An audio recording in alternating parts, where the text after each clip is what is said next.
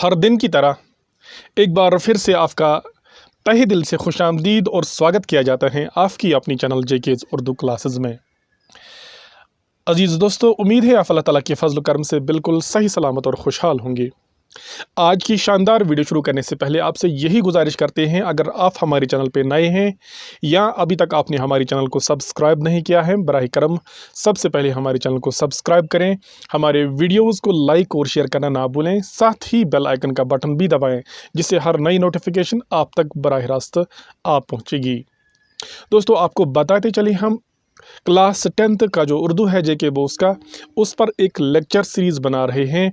उसमें एक एक टॉपिक हम कवर करने वाले हैं। आज हम उसका दूसरा टॉपिक चैप्टर नंबर 1 जो दास्तान था उस पर हमने एक वीडियो बना दिया, तफसीलन हमने उस पर बात करी। आज हम मीर अमन पे बात करने वाले हैं। आपकी स्क्रीन पर इस अंकल की जो तस्वीर है ये है मीर अमन, जिसे उर्दू में मीर अमन दहलवी के नाम से भी याद किया जाता है। तो आज की वीडियो में हम मीर अमन पर बात करने वाले हैं। मीर अमन की हालात ज़िंदगी और मीर अमन के अदबी खिदमात और तर्ज तहरीर पर बात करने वाले हैं। मीर अमन से मुतालिक आपको आज पूरी तफसीलन जानकारी मिलने वाली है। आप हमारे साथ रहिएगा, वीडियो को एंड तक देखने की आप कोशिश करिए। आपको मीर अमन से मुतालिक हर मालूमात फराहम की जाएगी। तो चलिए शुरू करते हैं मीर अमन की हालात ज़िंदगी पर, मीर अमन के बारे में जो जानने की कोशिश करते हैं। सबसे पहले अगर हम मीर अमन की हालात ज़िंदगी देखना चाहेंगे तो मीर अमन का जो असल नाम था वो मीर अमानुल्लाह था, लेकिन आप मीर अमन के नाम से मशहूर थे। और मीर अमन कभी कभार शायरी भी करते थे और उन्होंने बागो बहार जो उनकी किताब है उसमें लिखा था कि वो शायरी में अपना तखल्लुस लुत्फ़ रखते थे। यानी मीर अमन का जो तखल्लुस था अपनी शायरी में, जो अपने असली नाम के बजाय मुख्तसर सा नाम इस्तेमाल करते थे, वो उनका तखल्लुस लुत्फ़ था। जहाँ तक मीर अमन की पैदाइश का ताल्लुक़ है, मीर अमन 1748 यानी 1748 ईस्वी में दिल्ली में पैदा हुए। जो मीर अमन के आबा व अजदाद थे, जो मीर अमन के एंसेस्टर्स थे, मीर अमन के एंसेस्टर्स यानी आबा व अजदाद जो थे वो मगलिया दौर में, यानी जब मगल सल्तनत का दौर था, जब मगलज़ का दौर था, तो मगल डायनास्टी के दौर में मीर अमन के आबा व अजदाद बड़े बड़े ओहदों पर फायज थे। यानी वो बड़े ओहदेदार थे मगल दरबार में, मगल दौर में। कहते हैं कि 1761 में यानी 1761 ईस्वी में अहमद शाह अब्दाली ने हिंदुस्तान पर हमला किया। उस अहमद शाह अब्दाली के हमले में क्या हुआ? अहमद शाह अब्दाली के हमले में सूरज मल जाट ने दिल्ली पर कब्जा किया। जो दिल्ली के लोग थे, दिल्ली के लोगों ने सुकूनत तर्क करी। इसी तरह मीर अमन ने भी दिल्ली की सुकूनत तर्क करके पटना का रुख किया। यानी मीर अमन दिल्ली को छोड़कर पटना चले गए, लेकिन पटना में उन्हें कुछ सुकून ना मिला, कुछ तसल्ली ना मिली, कुछ इत्मीनान ना मिला। बेचैन रहने की वजह से उन्होंने फिर पटना से कलकत्ता का रुख किया। मीर अमन की बात करते हैं। और कलकत्ता में क्या होता है? कलकत्ता में मीर अमन की मुलाकात नवाब मोहम्मद दिलावर जंग से होती हैं। जब मीर अमन और नवाब दिलावर जंग से मुलाकात एक दूसरे के साथ उनकी मुलाकात होती है और आपस में बातचीत के ज़रिए उनको एक दूसरे से मुतालिक मालूमात पता चलती हैं, तो मोहम्मद दिलावर जंग मीर अमन को अपने छोटे भाई मोहम्मद काजिम खान की अतालीक यानी तालीम व तरबियत के लिए मुकर्रर करता है। यानी नवाब मोहम्मद दिलावर जंग मीर अमन को अपने छोटे भाई काजिम खान की तालीम व तरबियत के लिए मुकर्रर करता है। इसी असना में मीर अमन की मुलाकात मीर बहादुर अली हुसैनी से होती हैं। कहते हैं Mir Bahadur Ali Husaini Fort William College के प्रिंसिपल जॉन गिलक्रिस्ट के करीबी दोस्त थे। लिहाजा मीर बहादुर अली हुसैनी के ज़रिए मीर अमन को फोर्ट विलियम कॉलेज में 1801 ईस्वी में मुलाजमत मिल जाती है।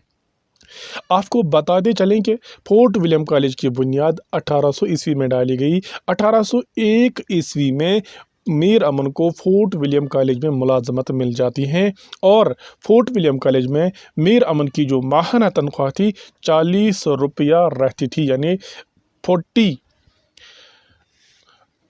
उनकी माहाना तनख्वाह रहती थी। बिलआखिर मीर अमन का इंतकाल कलकत्ता में ही होता है। कब होता है? 1808 ईस्वी में मीर अमन का इंतकाल कलकत्ता में ही होता है।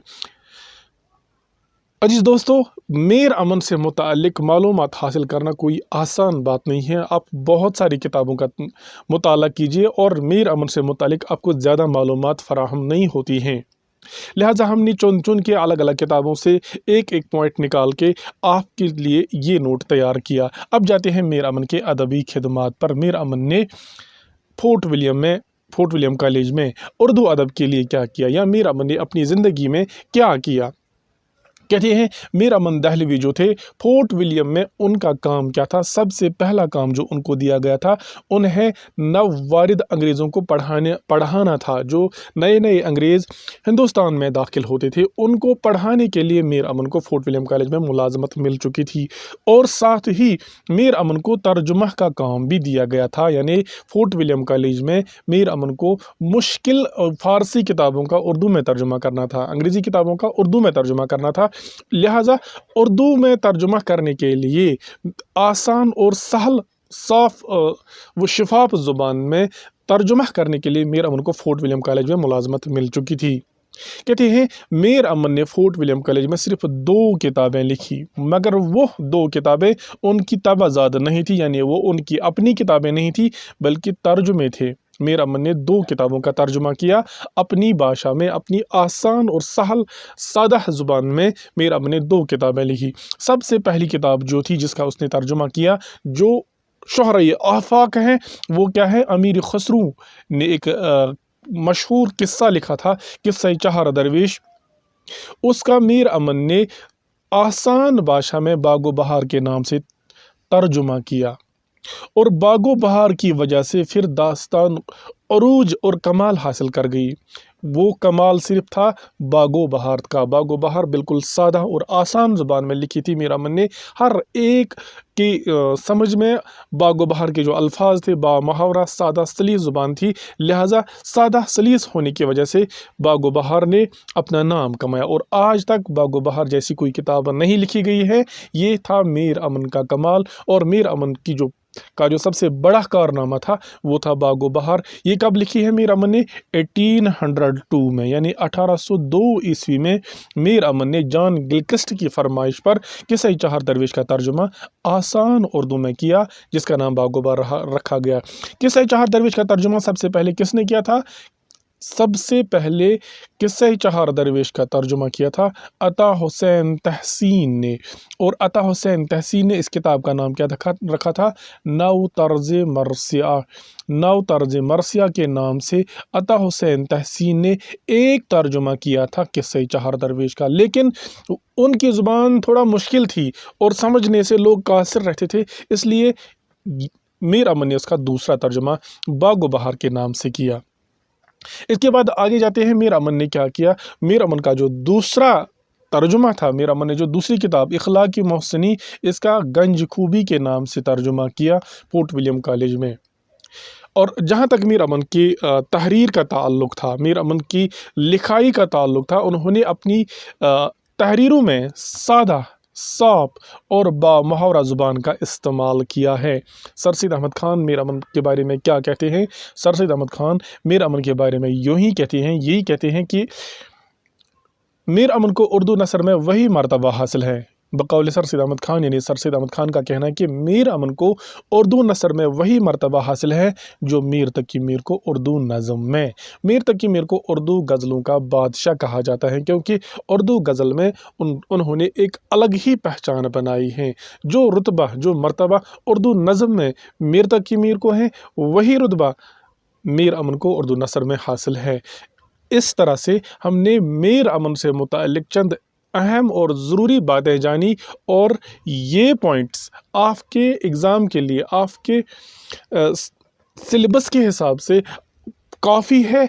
आप इनको कंसल्ट कीजिए, और आपको किसी और किताब का मुताला करने की ज़रूरत नहीं है। शर्त है कि अगर आप ये कंसल्ट करोगे, آج کی اس ویڈیو میں اتنا کافی ہے۔ ایک بات آپ کو ضروری بتاتے چلیں کہ ہر دن آپ ایک ایک ویڈیو دیکھا کریں، آپ کا جو اردو ہے بآسانی آپ کور کر پاؤ گے، کیونکہ سہل اور سادہ زبان میں آپ تک ایک ایک ٹاپک پہنچایا جائے گا۔ اب دیجیے اجازت اپنے میزبان کو، ملتے ہیں اگلی ویڈیو میں، جب تک کے لیے اللہ حافظ و ناصر، شکریہ۔